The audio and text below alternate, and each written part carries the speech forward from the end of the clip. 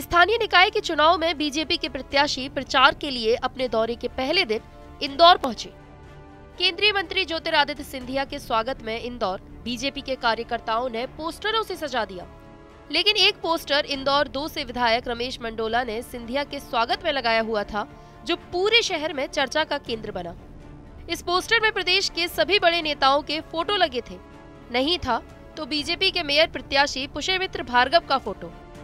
बाद में पोस्टर विवाद ज्योतिरादित्य सिंधिया के प्रत्याशियों के समर्थन में प्रचार करने से गायब हो गया।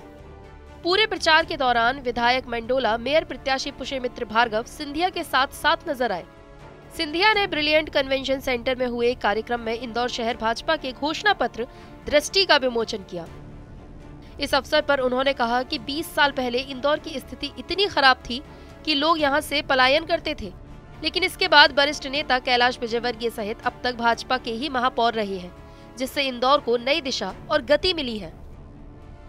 इंदौर बीजेपी ने शहर के लोगों से इस घोषणा पत्र में शहर के विकास को तेजी से पूरा करने के अपने संकल्प को दोहराया है।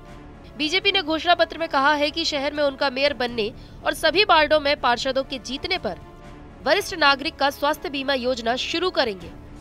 पूरे शहर की सुरक्षा के लिए सीसीटीवी कैमरे लगाएंगे।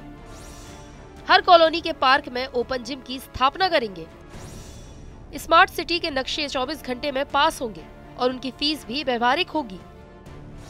प्रधानमंत्री स्वामित्व योजना के पट्टे की जमीन पर नक्शे मंजूर कराने की व्यवस्था करेंगे। इंदौर नगर निगम में 5 से 10 हजार नए पदों पर भर्तियां की जाएंगी। आधुनिक मल्टी लेवल व मैकेनाइज्ड पार्किंग के प्रोजेक्ट्स तेजी से काम करेंगे। शहर के हर घर में नर्मदा जल की व्यवस्था होगी। शहर के सभी सरकारी स्कूलों को स्मार्ट स्कूल बनाए जाएंगे। ठेले वालों को नए वेंडर मार्केट में दुकानों का आवंटन करेंगे। अपने विचार के दौरान सिंधिया ने इंदौर में लोगों से कहा कि इंदौर को बहुत आगे ले जाना है।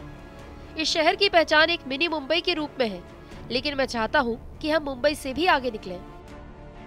इसलिए नहीं कि मुंबई के साथ कोई प्रतियोगिता है, बल्कि इंदौर में बहुत क्षमता है।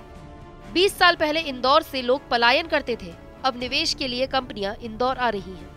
सिंधिया अपने प्रचार कार्यक्रम के दौरान शहर की महिलाओं से भी रूबरू हुए। इस अवसर पर उन्होंने कहा कि महिलाओं का टाइम मैनेजमेंट बहुत अच्छा होता है। वो जैसी गृहस्थी चलाती है, वैसे कंपनी भी चला सकती है। अपनी विधानसभा, अपने प्रदेश और देश को भी चला सकती है। इसका उदाहरण सुमित्रा महाजन ताई है, जो एक सशक्त महिला के रूप में न केवल इंदौर का बल्कि पूरे देश का प्रतिनिधित्व कर चुकी है। बीजेपी के महापौर पद के प्रत्याशी पुष्यमित्र भार्गव भी मृदुभाषी व सुशिक्षित हैं। उनके न दिल में राजनीति है और न ही दिमाग में। वे केवल जनता की सेवा करने के लिए चुनाव लड़ रहे हैं। ज्योतिरादित्य सिंधिया के इंदौर में धुरंधर प्रचार में बीजेपी सिंधिया खेमे की दूरियों को कम करने की कोशिश की है।